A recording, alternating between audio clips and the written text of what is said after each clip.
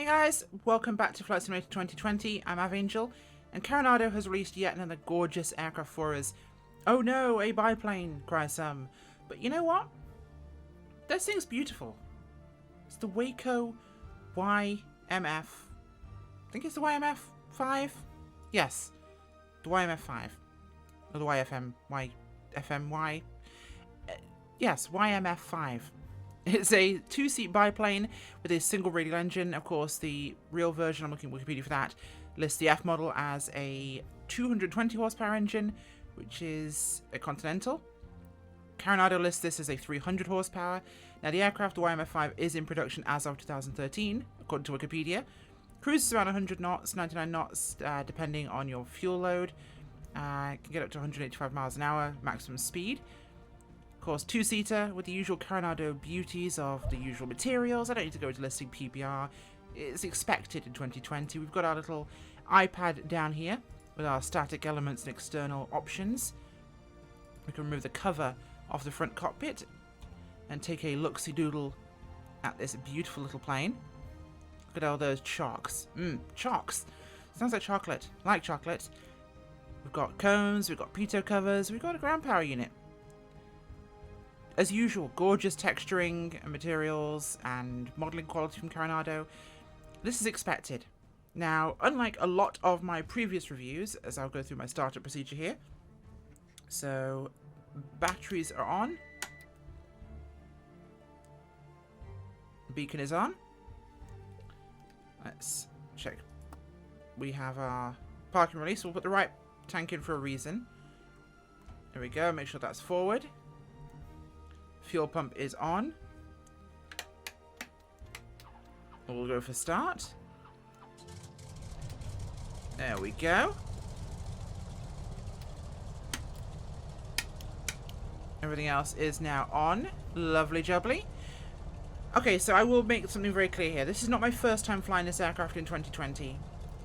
I remember some weird experiences with the Waco in FSX and P3D where it was quite spicy on takeoff.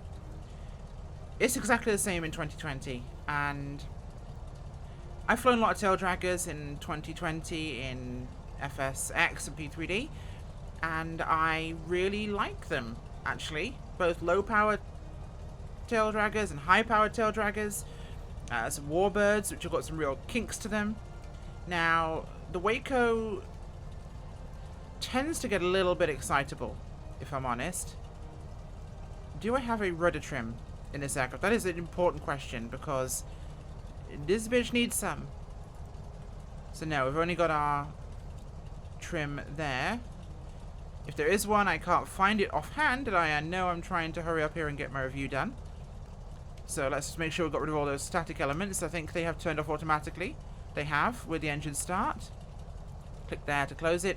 You could, of course, start ready to fly, all the other options. We just started up like normal. So I'm going to knock the parking brake off. We're going to taxi out and take off. Now, why did I fly this a few times? Because this thing is a handful. Now, this definitely requires you to use a tail wheel lock for landing and takeoff. Obviously, you want it off for the ground so you can taxi around. I find that partway through the roll, it really throws you left. Now, whether you go partial throttle or full throttle, it doesn't seem to make a difference. And that's weird to me, that with no rudder input whatsoever, the aircraft really desperately wants to immediately jerk left. And you'll see that in a second as we just ease a little bit of brake here. Ground handling of tail draggers is always a spicy experience. You should never, ever, ever take your guard off them. Taxi out here onto the runway. Orcas Island. Performance, I'd say, is a little bit lower than the other Carenado aircraft, actually. It's maybe 10 FPS lower than normal.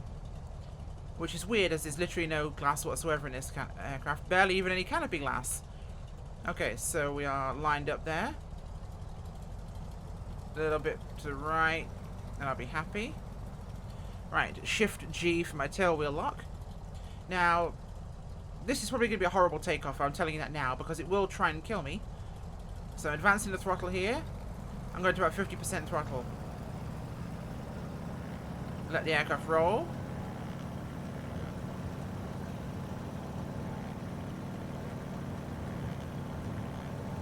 Ease the nose forward. And there goes the left indicator. I'm not touching the throttle at all. And there goes the right. Because immediately as you try and counteract it, it tries to kill you. So I'm back to idle, and that is wild. I hadn't touched the throttle. I hadn't even touched the rudder. Let's take off the tail wheel lock there. We'll taxi back to the start of the runway and try again. This time on 100% power. Maybe it'll be different. But that is a wild kick, and I hadn't touched the throttle or the rudder at all. I was easing the nose forward a little bit, which, as speed built up, should make the aircraft more stable, you'd think. A bit too much power there for taxiing. But this thing is wild on its takeoff. That is my first observation here, and no matter how many times I fly this, it really is biting me. Again, not a virgin to tail draggers at all. I love them. I think they're one of the most exciting aircraft to fly. Or one of the most exciting categories of aircraft to fly, I should say. But this is vexing me, and this is annoying me, because I've recorded this video twice now. Not being the sort of person that likes to make edits or re-record things, I like to give you guys my raw first impressions. However, my raw first impressions were as tragic as that, if not worse. So, back on the runway. Okay. We're stopped. Tail wheel lock. And my feet are on the pedals, but I'm not touching them. We'll go a little bit more on the power. Let that speed build up. Let it try and do what it wants to do. And there it goes. Ah, that is horrible. And we're in the trees. Nearly. This is unpleasant, if I'm honest. Really unpleasant. This aircraft is nuts. I'm just going to get off the ground, because this is what you guys need to see. You need to see the flying. Stop it. Stop it. Okay, full power. Try and tease it towards the runway end. Come on. Just go that way. Go that way now. Come on. Bad aeroplane. Thank you. It's almost like you have to drag this kicking and screaming into the sky, which is a very weird experience for me. Okay, there we go.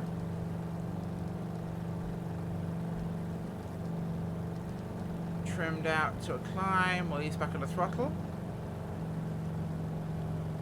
There we go. In the green on the RPM for the climb. Nice. So our pitch is a little bit back. Should be just fine as we climb out here nicely. Once you're in the air, the aircraft is adorable. It is absolutely placid, a beautiful aircraft to fly, and a real joy, honestly. It is well behaved, it's scenic, the engine sounds are fantastic, in my opinion. Not been around any real Wacos, don't know if this is accurate, but it's a nice burbling radial engine sound. It sounds good to me. My only concern is here that I have to suffer that takeoff to deal with that. And I've tried, before this, taking off at much lower power. I've tried keeping the nose, keeping it in three-wheel configuration, letting it come off the ground itself. I've tried pushing the nose down and getting the tail wheel up early. I've tried higher power takeoffs, lower power takeoffs. I've tried increasing power as I start to roll. It doesn't seem to ever really be certain about which one it wants. And all of them seem to have exactly the same result. About halfway down that takeoff roll, the aircraft lurches to the left. At lower speeds, at higher speeds, as soon as it reaches a certain speed, the aircraft seems to want to kick that way. Now this could be a 2020 bug or weirdness with how sensitive the rudders are. It could be a lot of things, but it is unpleasant. Really unpleasant. I feel embarrassed as a relatively competent pilot that I'm recording that, but I feel like I need to be honest. I don't think I'm going to get that right with 20 takes. Maybe this is an aircraft that simply needs a lot of hours behind it to get used to. Maybe there's some weird and wonderful trick for the Waco that I don't know. But I fly a lot of tail draggers, and I've flown some pretty spicy ones. I've flown the Acusim A2A aircraft in FSX, with no problems whatsoever. Even those massive high horsepower radials and inline engines on those aircraft, I've never had an issue. The Waco and FSX, I remember having similar spicy tendencies on takeoff. Landing, it will lose speed very rapidly, so you need to be very careful. Where's our airfield? Down there. So I'm going to drop some altitude here and come in over the lake. And bring her in for a landing. Let the nose drop here. So of course our views in the cockpit we have are over the nose, which is kind of barely useful. And we have a full-on, oh look, we're flying IFR. So it does its job. Okay, we're just rolling her in here for a racetrack circuit rather than a box circuit. Just bring her in through the bay. The usual approach here to AUKUS. Keep a little power on this one because it does want a little bit of power over the nose to keep it up.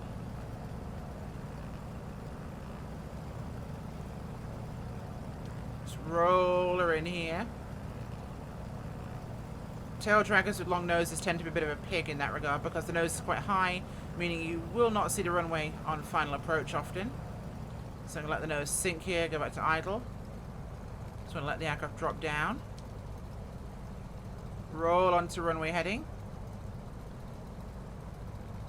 And she's not bad. We'll ease a little bit of power in there. Okay, we're good. Just keep myself off center slightly here so I can see where I'm going. Just keep a bit of runway in my eyes, a little bit of rudder there to just keep visual on my approach. Let the throttle come down again.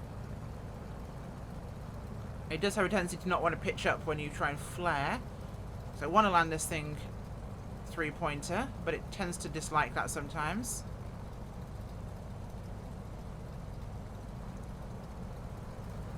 Okay, a little bit of power here. Just to bring the nose up. Bonk. Wasn't my worst. Whoa, hello. Come on, gentle, gentle, gentle. Not touching the brakes yet. Holding the stick back. Little touch on the brakes, a little bit of a squeeze.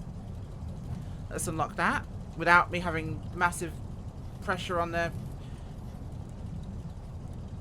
Okay. Okay, Control G doesn't unlock your tail wheel, but Shift G does. Who knew? Yeah. Make sure you remember, kids, what button you're pressing on your keyboard when you're trying to unlock the tail wheel, so you don't go visiting the grass. Yeah, that was just me pressing the wrong button combination. I wanted to unlock the tail wheel so I could just try and correct on the runway at lower speed. Got the wrong one, so I drifted off there. I'm torn because I'm doubting myself now. I'm questioning whether I'm a terrible pilot in the sim, whether I'm bad at what I do, whether there is something I'm missing here and someone's going to be in the comments like, "You fool, you didn't do this." Well, I don't know, because I've flown so many aircraft to similar types that part of me says I should know, and I should be okay with this, and I'm not being overly aggressive on the power, I'm not being aggressive with the rudder. If anything, I'm more cautious than ever with the rudder in 2020 because of how sensitive this sim is with it. I don't know. The takeoff is terrifying. Landing can sometimes be terrifying. The aircraft seems to, as soon as you approach that runway, no matter how much you flare, it seems to really dump lift. And the bumpier landing there is more because I'm just not as familiar with the aircraft and how it likes to approach. I've done maybe 3 landings so far. It's unusual. Maybe this is the most accurate flight model that's ever existed. And I'm just going to weave a little bit here on the taxiway so I can try and see what I'm doing. Kind of hard though with this being so narrow. There we go. Approaching the turn-off point here. It's okay. It's a good aircraft. It's a lovely looking aircraft. It flies well in the sky. But it's everything in between feels a bit off. Maybe that's my uneducated opinion. Maybe that's my God, you're an idiot, Avangel. How dare you slander the good name of Carenado? Why did they choose to do this? I'm not sure. There could have been so many of their other GA aircraft I think would have been a much, much better idea to do at this point in 2020. I've been crying out for something like a 206. And I'm not sure. It seems to be one of those decisions that no one will ever quite know. Maybe it was because it was a nice simple one to put out. This was why they chose it. It's a tough decision. But it is what it is, you know? It's a good looking aircraft. It has some very weird tendencies on the ground. But I'm not sure how much I'll fly it. It was £12 on the marketplace, probably $15. It's okay. But I'm not sure how much I'll fly this, personally. I love my piston engines, I love radials, but I'm not sure how much I'll fly this aircraft.